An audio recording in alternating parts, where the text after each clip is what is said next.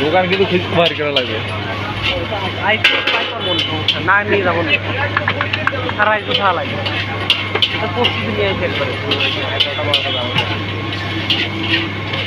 ওই জন্য কালকে টিকিটটা আউট হ্যাঁ বেহিরা দিলে 12টা বাজে বললে মাথা নষ্ট আপনার সারা রাত 12টার সময়